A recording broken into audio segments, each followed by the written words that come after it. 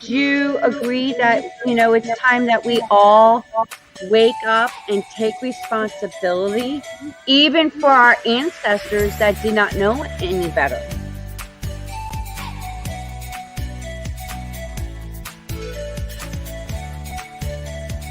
Been waiting patiently to have this kind of conversation.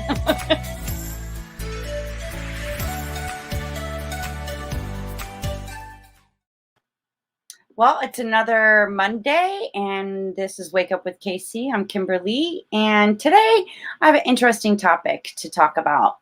What is emotional intelligence, and how can we tap into it in order to help us transform our lives for the better and be the best version of ourselves? Well, today I have a keynote speaker, an author, a professor, and the founder of hospitalitylawyer.com. And Stephen Barth joins us today. Welcome, Stephen. How are you doing today? Doing great, Kimberly. Thanks for having me. Well, it's a pleasure and honor to have you on my show. And when I came across some information about you, you mentioned about emotional intelligence. Can you please share with us how this began for you in discovering about emotional intelligence? I sure can. Just a lot of people are confused about hospitality lawyer. It just means that we're kind lawyers. That's what that means. No, we focus on hotels, restaurants, travel, but that's a different topic for another day, perhaps. But I got into emotional intelligence, Kimberly, many moons ago, probably 17 or 18 years ago now. But it first kind of, some people need to get hit in the head with a brick sometimes to get things. And I was one of those people, sadly, back in the day. So I really had two opportunities to embrace EI, emotional intelligence. The first one, I did not take the opportunity to pursue it. And I don't have many regrets in my life, but that's certainly one of them. The second time around, when it hit me in the head, I was like, okay, this is different. So back in the day, I was going through some challenges. I had a young daughter, and her mother and I didn't see eye to eye. And so we had agreed to get together with a psychologist and try to, get things, find some solutions to some of our challenges. And I found myself getting angry and frustrated. And after my daughter's mother left the room, the psychologist looked at me point blank and said, "Why do you let her do that to you?" And of course, my reaction, and she was talking about my anger, my frustration, and how I would react to that.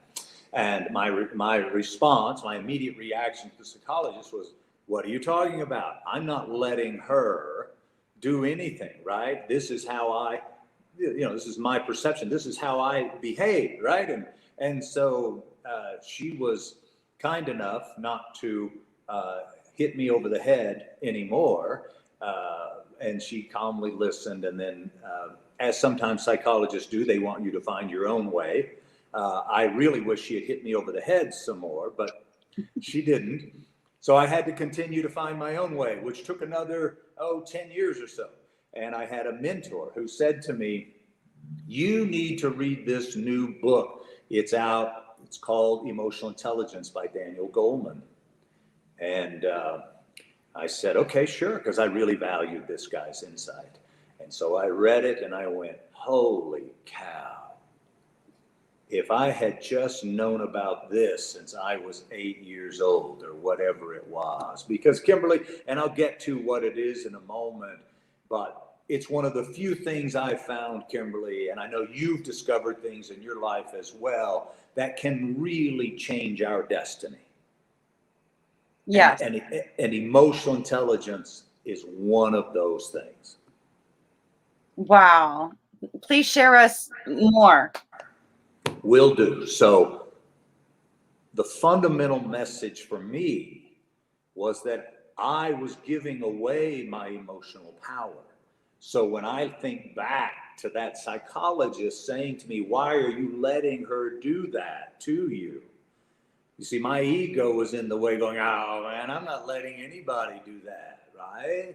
And so but turns out that's exactly what I was doing. That's exactly what millions of people every single day do. And our emotional power, our emotional energy is one of the most valuable things that we have as human beings, and yet we continuously give it away, right? I'll give you an example. You're driving down the freeway, right? Everybody's had that experience, and somebody cuts you off on the freeway. What's your first reaction? No sign language, please. Oh, sign language. I love that. You get angry. We get angry, we get frustrated, we get mad, we try to cut them off to get even, right? See, and so here's the question though. If you don't react to that, not you, but generally, but if we don't react to that, what happened? Nothing. Exactly. You get a 100, you get an A+, because nothing happens. We go on with our peace, our contentment, our productivity, right? We don't let somebody that we've never met before. We're never going to meet them again unless we chase them down, right? Right. And so we don't let them interfere with our peace, our joy, our contentment. And that's the real key, because you have to, emotional intelligence, there's a lot more to it than this, but just to get us started is, can anybody make us angry? Can anybody make us jealous? Can anybody make us frustrated? Not unless we let them. So you see, if we continue to say, that makes me so mad, you make me so angry, the power equation is going to the other person. When we say, nobody can make me angry, nobody can make me frustrated, nobody can make me jealous unless I let them, where's the power? Ah. The power is here. So let me ask you something, Stephen. Since you're talking about emotional intelligence, I talk about limited beliefs, mental programmings, and emotional energetic traumas. Sure. And could that be that we just followed a programming of behaving in that matter, and with I wouldn't say emotional intelligence, but that emotional energy by our upbringing, what we watch, society, even religion? You're exactly right. That's exactly what it is. The concept of emotional intelligence, Kimberly, is, at least a big part of it, is rescripting what's going on in that subconscious of ours that is so powerful. And you have to rescript it. I like to use the analogy, your brain is your hardware, like your computer, right? Mm-hmm. Your subconscious is your software. So when your software on your computer gets viruses, we stop it immediately, we clean it out, right?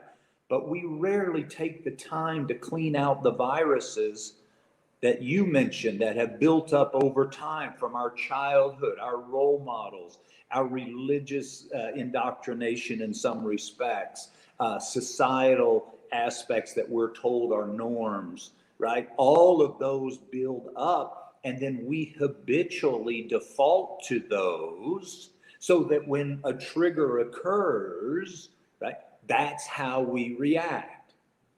And emotional intelligence is about, hold on a minute, I don't have to react like that, right? I can see things differently. I can talk myself off the ledge. I can self-soothe. Plus, while I'm thinking about this, I can change my habits. And I change my habits by kind of daily affirmations, daily mantras that kind of eventually replace those poor habits and reactions and turn them into good habits, or what we like to call responses. So we're transitioning from negative reactions to proactive responses. That's the crux of emotional intelligence. Well, with the affirmations and the mantras, would you agree that you have to create a state of being, a emotional positive energy to go with those affirmations and mantras? And it takes like what, 21 to 30 days to form a new habit. So it takes practice. On average, yeah. So no, you're exactly right. So it's all about building that foundation first, right? Deciding the kind of person you want to be, because that's really a cool thing, right? As you talk about, we have the power to create whoever we want to be, right? Some Right. of us have different opportunities to get there. Some of us have advantages and disadvantages, but we all have the opportunity to create the person we want to be, right? And once we've created that person and created the energy that we want to surround us and that we want to share, that's part of the foundation, right? So my experience, Kimberly, is everybody, most everybody, would like to sit in that space of peace and joy and contentment, right? And once you found that, once, as you pointed out to so many, once you become that person you really want to be, meant to be, then it's much easier. I think you'll agree. Yes. To be in that space of peace, joy, and contentment. And that provides that energy you're talking about. There could also be a spiritual component. Many people, enjoy that part of it as well. Whatever it takes to help you stay in that space, right? Then that's your foundation. And then you're going to be very reluctant to let anybody knock you off that piece. Right. You're going to stay in that mode. And back to your other point about, on the average, 21 days to change habits, to change behavior. I'm going to reach for something.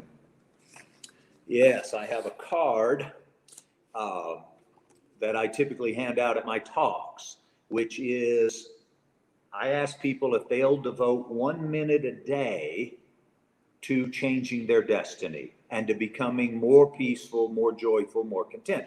And how many people do you think raise their hands when they, right? Everybody does. And so then I leave them with 2 cards. These are just little bookmarks. One is, this light blue is your goals to becoming more emotionally intelligent. And then this one is how you shift and rescript those habits you mentioned, right, to make them more proactive. So just for an example, I will not waste a drop of my emotional energy. I will review and I will script my pro actions. I will review and visualize my script. And then we get into some of the key components about building that foundation. I will practice being still. I will practice my patience. I will make choices. I will accept responsibility for those choices, right? I will listen empathically. And these are all built around the 4 pillars of emotional intelligence: self-awareness, self-regulation, innovation and resiliency, as well as empathy. And so you continuously rescript that dialogue that's in your subconscious. So you're pushing out those cyber viruses like we talked about, but you're reinstalling new software. And then literally we found that if you'll, a minute a day, 30 seconds at night before you go to bed, 30 seconds in the morning, to set your intentions about the kind of person you want to be, and it really makes an impact. Yeah. Wow. And is it possible that I could put those bookmarks on, I'll put it in the description so people can get access to it? Yes, we've got them digital. I'll have my team send them over to you as soon as we wrap up. That would be great. Any little bit of help that we can get to help transform people's lives. And I'm sure my audience will definitely appreciate that. And, speaking of, when you do intentions and whatnot, it's a lot of times would you agree that we keep living in the past based on our thought patterns and our emotional intelligence, and we're not like consciously aware of it? And that's probably the issue of why people still struggle today. I agree completely with that, Kimberly. And so just to kind of reinforce that point, listen, I live and breathe now emotional intelligence. You know, a day doesn't go by that I'm not thinking about it or reading something about it. But if I discontinue looking at these cards every single day, I notice that I fall back into those traps that you just mentioned. And there's nothing we can do about the past, right? No. If we try, we fail. There's nothing we can do. Forgiveness is the key, as many others have said. Yeah, holding a grudge or resentment is like drinking poison and hoping the other person dies, right? Mm-hmm. And it's just really painful and destructive to ourselves. So yeah, you gotta be in the present. That's very hard to do, as you just pointed out, because that mind is taking us. And then the other thing I've learned, Kimberly, that helps me a lot, and look, to your audience, as I mentioned, I have to work at this every day. And I fall off the wagon as well. It's not a perfect future, because you have to continuously work at it, just like I think anything else, right? Right. And you've got to continuously be curious. And so, so what I've tried to do really hard every day as part of my intention setting is to live in the present and to be satisfied with and content with what I have and where I am, right?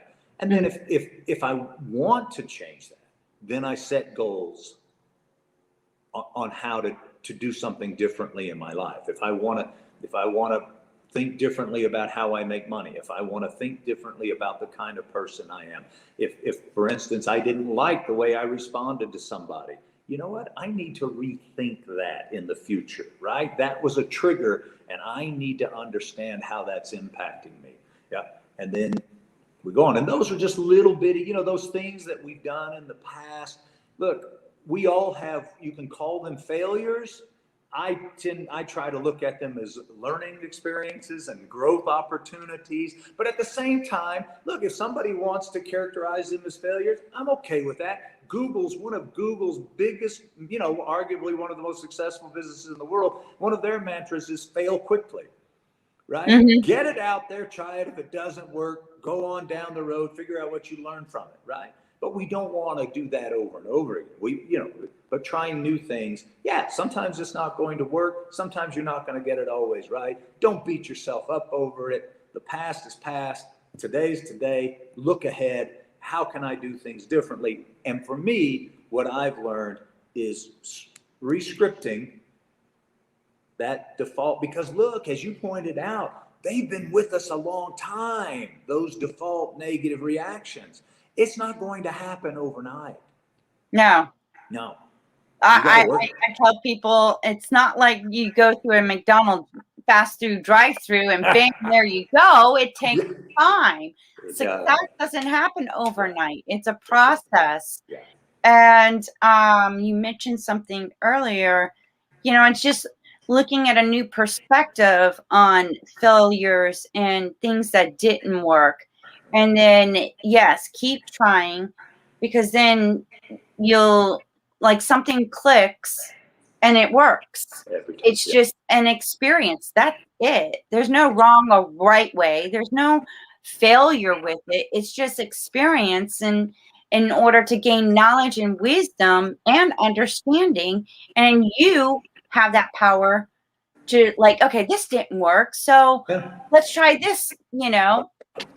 And would you agree, when you do, in your process of transforming your emotional intelligence, reprogramming yourself, you're connecting to something, so like a divine source of energy, and then there's synchronizations that just how these opportunities and the right people come to you. It just, when that shift happens, things start working out. It's very true. It's very true, because we stop obstructing ourselves. We stop self-destructing for the most part, right? Look, none of us are perfect. All of us will make mistakes, back to failure. I wish more people that have had success, financial success, personal success, whatever it is, that they would share with all of their audiences the failures that it took to get them there. Right. They don't Right. really talk No. about the failures. They're just all about, I did this and whatnot. So yeah, Yeah. I totally get that. Yeah, and I think that would so help anybody out there to go, look, look, to be fair, yeah, if you bought Bitcoin at $200, you made a wise choice, right? But if you didn't sell at 67,000 and now it's down at 30,000, well, maybe that wasn't so they're going to come and they're going to go, they're going to ebb and they're going to flow, right? The Right. key thing from an emotional intelligence standpoint is to remember that life is not about what happens to us. Life is how we manage or handle what happens in our lives, right? I agree. Yeah, because we can't go back and change what has happened.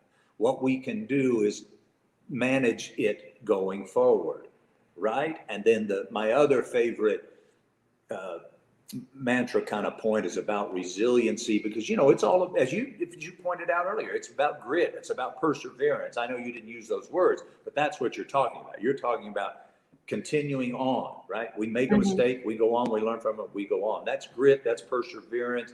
And then it's never about how far we fall that matters, right? Never. It's always about how high we bounce. Always about how high we bounce. And every single one of us has the ability to bounce back and even higher, because life won't give us anything we can't handle. Right. We know that, but it depends on how we decide to handle it and the commitment we make to handle it. And hey, Kimberly, I want to make it clear to your audience, it is not easy.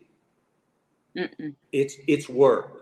It's a challenge. I wish I could tell you with the snap of the fingers that you're going to change your destiny. It doesn't work that way. No, it's a continuous learning process. It is. And more things, things are constantly changing and evolving. So is the energy. We're connected to everything. Our planet. We're connected to other beings. We're, yes, spiritual beings, sexual beings inside of a human being. Yep. And we've been taught for so long that we're separate. Yep. And now it's kind of, I think that, we should all, it's like a process of uniting together and realizing, I talk about history repeating itself. When are we going to wake up? Right. Yeah. And that's why I'm so glad that you're joining us today to help us discover about the emotional intelligence, what it really truly means, and how we can take our power emotionally, even spiritually, even physically, Yep. to be better than our past. And realizing, because I even say it goes back to the womb. Oh, it very well could. Yeah. Being in the mother's womb, because whatever the mother was feeling, guess what? That child was feeling it and experiencing it too, energetically and emotionally. Stress, drugs, alcohol, tobacco, any of those things could impact that energy, right? And it's so interesting that you bring that term up, because as I've gotten more involved in emotional intelligence, I've kind of coined the phrase emotional energy, right?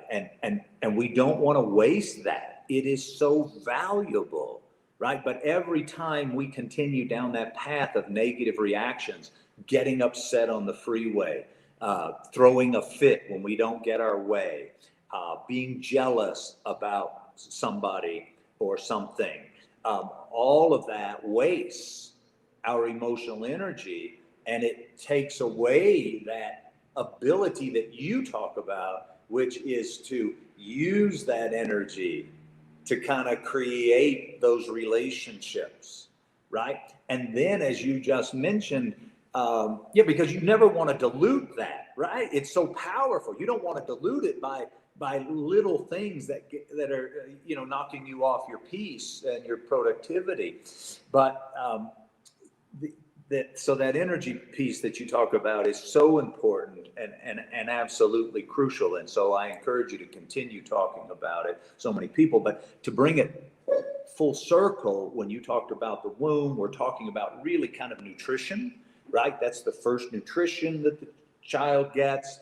Then as they get older, they continue nutrition. And what we're learning today is how strong a connection is to people's nutrition to their emotional intelligence. Mm-hmm. Because if you're not feeding yourself right, how can you feed your mind? What goes in has to come out. So if we're feeding ourselves sugar, high caffeinated drinks, these high energy drinks, we're going to be up and down. And then ordinarily your emotions are going to be up and down. Yes. And you get despondent, you get euphoric, and it disrupts your relationships. And that's where we get back to that self-destruction type thing. And it's really challenging, but it's such a good point you made. You have to connect those dots. You have to. Yep, I agree with you on that. I'm constantly connecting the dots. Yeah. Exactly. And I'm sorry. And I've learned from Dr. Joe Vitale, you ask a question everything. Yeah. I've become the investigator, the researcher, and the observer. Okay. When something doesn't sound right, feel right, I question it. Good. And it leads to an answer, and then it leads to another question. Yeah. And that's how my, I guess, awakening happened because of what I've been through.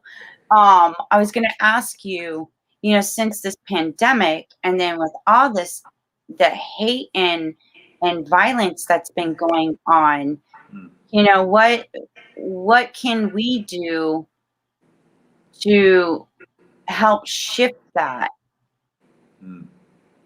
Well, it's such a good question, and the pandemic has definitely exacerbated some of those challenges that we have as a society. But the first thing I think we need to recognize is people aren't born hating. It's taught. It's taught. It's learned some way. And as horrible as that is and sounds, I actually think it's good news because it means it can be untaught. Mm-hmm. It can be relearned. Okay, that's the first thing I think we all need to appreciate. From my perspective, I think that's it. The next thing I think people need to realize is that, because I've been teaching and researching leadership for 30 years, and that's part of the emotional intelligence concept. We talk about emotional intelligent leadership, but leadership matters, Kimberly, right? Whether it's in the workplace or whether it's our elected officials, right? Leadership matters. And so I encourage your listeners to really think about the leaders that we want to have in our country, right? And to vote accordingly, because words matter, leadership matters, words coming from leaders matter. And we cannot underestimate the influence that leaders have on people. And then the third piece of that, from my perspective, of course, I'm pretty biased, as you can tell, in the EI and the leadership, and because those are things I do all the time, but then education, because I've been a professor for 30-something years, I'm a big believer in education. And I think in a lot of respects, our leaders have failed us on both sides of the aisle, because we just haven't really focused enough time and energy and investment on education. And I think the more education people have, the more understanding they will have, the greater perspectives they will have. And I think that would mean less ignorance, because if you think about hate and discrimination and racial bias, that's all built on a foundation of ignorance, right? Right. It's just, and it's the antithesis of emotional intelligence, because you're judging people. Well, one of the first things you learn in emotional intelligence is you don't judge other people. Mm-mm. You don't judge other people, right? You focus on you. Doesn't mean you don't pay attention to the world and how your actions impact the world. I'm not talking about being an egocentric person. I'm saying you be an authentic, objective person, right? Recognizing how your behavior and your thoughts and your words impact others, but you don't judge others' paths. No. Only love can conquer hate. So if we all will stop judging other people and all spend our time loving other people, because we have not walked in their shoes, Kimberly. I know you know this. I'm telling Noah about the flood with your path. But we haven't walked in other shoes, and so we don't know what's taken them to this point in their life. And who are we to judge anyway? Anybody else, right? So if we can stop judging, and particularly judging people on the basis of the color of their skin, oh my goodness, right? It's 2021. Yeah. We don't need to focus on the color of people's skin. We all need to be focused on the color of the air that we breathe. Right? That's the only color that we really need to be concerned about. And together, because it's going to take a village. So those are my thoughts on coming out of the pandemic. I'm hopeful it gave people more empathy. I'm hopeful it gave people more perspective. And in some cases, I believe it did. But as we've seen, Kimberly, with the domestic terrorism and the white supremacy movement, obviously some people took it differently, sadly. Yeah, I would agree with you. It is sad, and it's. I believe we are the masters of our destiny. We are creators of our reality, and during this pandemic, I did a lot of reevaluation of, oh my gosh, because now I had that time to reflect. Yeah. And I look around and I'm like, wow, everyone's like a robot. They're busy, busy, busy, busy, busy, busy. They're not taking the time, and it's like living in the past. Yeah. History repeating itself. And I'm like, wow, why isn't everybody like catching on to this? Like, we can change this, but you guys are stuck. Like, wake up. That's why I started the podcast, Wake Up with KC. Yeah. Well, I told you about my wake up, right? And what I learned from that is that the people that don't get it don't get that they don't get it, right? Mm-hmm. But it's about all of us. We all have blind spots, right? And it's about gently nudging people to see their blind spots, but at the same time, staying focused on your own. Right. Right. Yeah. That's pretty good stuff. So yeah, I agree with you completely. You're like, hello, but just because we feel like we have gotten somewhat enlightened, as in our own personal journeys, everybody has to find their own. And I've learned they have to do that at their own pace. Yes, I agree with you. And now, looking at, seeing other people, now getting out and about and whatnot, I just like look at them and I'm like, wow, that's interesting. And I just, I just in my mind thought, I'm like, I hope you wake up soon. Life will be so much better for you. Good luck. And that's all I do. Instead of reacting or respond, I've learned to, take a moment, pause, like a Selah moment. Good. Pause, think before you speak. Yeah. And be kind, no matter what. Be kind. Yeah, I had a speaker one time say, always always make sure the words coming out of your mouth taste good, because you may end up having to eat them at some point in your life. Well, not only that, but once you speak it, you can't take it back. Can't take it back. And our words matter, and as we've talked about, the words matter. And so, when I think back in my life, and I've read some autobiographies of people who have said similar things, that we don't have many regrets, but the regrets we do have are around when we were unkind to people, right? And you wish you could go back and do something about that. An apology is great and it helps, right? But it's not going to take away the hurt feelings that you helped create. It's just not going to do that. So I agree with you 100%. Stop, think, try not to react.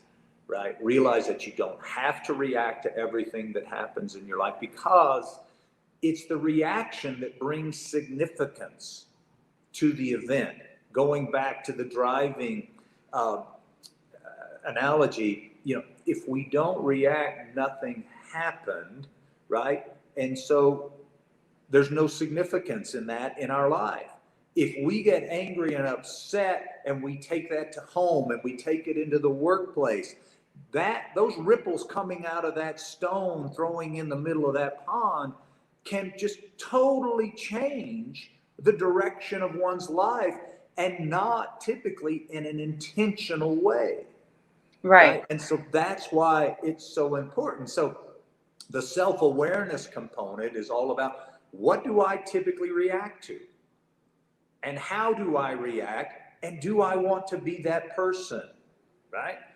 And spending some time with that, literally deciding and defining and establishing who you want to be and how you want to behave or respond in the future. Then the self-regulation aspect is, not getting upset, not reacting, self-soothing, talking yourself off the ledge, de-escalating. Because, Kimberly, one of the other things we've learned is that if you're out on the road and you get angry and upset, that's probably your conflict resolution style. Oh, explain. Well, think about that, right? If that's conflict, right? Somebody cuts us off on the freeway, we've lost our control, we don't like it. A lot of people feel the urge to retaliate, right? And that's that's their personality. Those are those reactions coming out that have been built up time and time again. And so when they get jealous with somebody, they want to retaliate. When they don't get their way, they're going to throw a fit. In some of my talks, I'll ask people, I say, how many of you are control freaks? And of course, nobody wants to raise their hand to that. But control is about getting our way, right? Well, hell, everybody I know wants to get their way. But it's how you respond when you don't get your way is the emotional intelligence side of things. If you're a retaliator, if you yell and scream, if you give, and so I say to how many of you have given, so they say, well, I'm not a control freak. I say, well, how many of you have given somebody the cold shoulder or the silent treatment? Well, almost everybody raises their hand then, right? But that's an example of negatively reacting when you don't get your way, right? And then I had a woman come up to me one time. She was a little older, but she came to me and she said, young man, I want you to know that I've been giving my husband the silent treatment for 20 years until I found out that he liked it. Oh my God. Right? So look, it takes all kinds, but let me just wrap that up. So the self-regulation is, it's such an important piece. It's learning to de-escalate. It's learning to disagree without being disagreeable. It's learning to apologize. It's, an apology means we value the relationship more than we do our ego. See, and so if you look at the foundation for emotional intelligence, it goes way back to Kabbalah and many other philosophical groups, way back. And the term emotional intelligence was coined by Daniel Goleman and some other folks more recently. But it goes way back. And their premise was the ego is the enemy.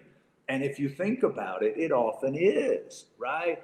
I've been watching a show on TV. I can't remember at the top of my head, but it had an incredible quote last night, if I can remember, something about it takes me a long time to walk around my garden of pride. Wow. Right? I was like, oh my gosh, I got to write that down. I was like, okay. And it's exactly what we're talking about when we talk about self-regulation. And then, of course, we're talking about being innovative, creating our new self, right? Being curious, as you're talking about, lifelong learning, lifelong curiosity, not focusing on the past, right? See, I don't like things like, if it ain't broke, don't fix it. I don't like, if it's not broken, how can we make it better? Right. Yeah. Don't give me that trite stuff. I don't go for that. It is what it is. No, it's not.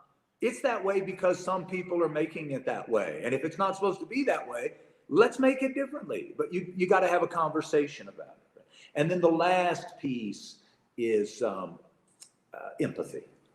And it's arguably, from my perspective, the most important aspect of emotional intelligence. As we've talked about, walking in other shoes. My favorite analogy of empathy is looking at a shredded chicken salad from the chicken's perspective. And it's really true, right? And compassion. Showing compassion. Showing compassion, but it doesn't mean doing everything for other people. It means accepting people for who they are, recognizing that they see things differently than you do, and that's okay. They're at where they're at for whatever reason. Their path has taken them there. But that's why travel is so important, because you view different perspectives. If you haven't seen the shanties in Mexico, then you really don't understand what true poverty is. If you haven't seen a Palestinian refugee camp, you don't understand what displacement really means. Right. And it's those things. It's like, I think it was Mark Twain, it could have been somebody else, that said, the world is like a book. If you are not traveling, you're only reading the first page. Right? And that's why I go back to education, because it opens our eyes, it gives us different perspectives, and that's the key to empathy. And that's, I can't, and learning to listen empathically will change your audience's life. It really will. Listening from your authentic, objective self, how what somebody's telling you impacts them, rather than how what they're telling you impacts you, right? Moving out of that egocentric lens that most of us growing up work from, but having the ability ultimately, as you've pointed out, as your work has shown, as your thought processes have shown, ultimately becoming more authentic, more objective, who we really want to be, and then using that energy to positively impact ourselves personally and professionally. Wow. Stephen, since things are starting to open up again and whatnot, do you have any workshops or events coming up that you could share with us? I don't have anything right now. I've got several things on the drawing board, and it's very sweet of you to ask, but I'm right now focusing on the legal side of things, Kimberly, because hotels, restaurants, airlines are struggling mightily to get open, to hire good people. So I'm trying hard to work with them on how to create the right culture, right, to accommodate those people and get the right people back into the workplace.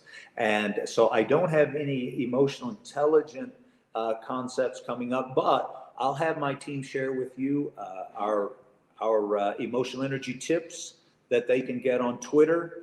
And they come out usually once a week. And of course, they're all there if they want to take the time to scroll through them. But look, from just a suggestion standpoint, Daniel Goleman's Emotional Intelligence, and he wrote a second book called Working with Emotional Intelligence. I suggest listening to it rather than reading it. I just found it to have a bigger impact. But Kimberly, I'm going to leave your group with one final suggestion about a book, and that is 7 Habits of Highly Effective People by Stephen Covey. Life is habits, right? And we can change those habits. And he identified 7 really good ones. I know it's an old book, but I try to encourage all of my students to this day to read it. It made a profound impact on me. And I think that goes a long way toward transitioning from those poor negative habits, reactions to the positive ones that you talked about. Well, I look forward to those little bookmarks too, and I want to share that with the audience as well. So I look forward to that, and it was a pleasure having you on Wake Up with KC today. Thank you so much, Stephen, for sharing your wisdom and knowledge and sharing your energy as well. Well, it was a pleasure to be with you. I love what you're doing. Keep it going. A lot of people need to hear your message, and I'm just thrilled to be a part of it. Thank you. Well, that was a very amazing, influential interview with Stephen on emotional intelligence. I hope this helped you today. Look forward to another amazing interview next Monday.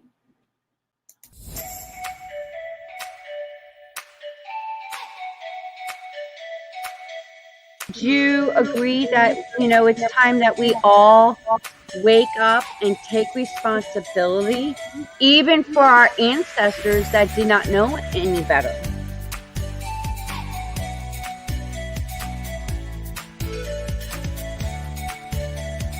Been waiting patiently to have this kind of conversation.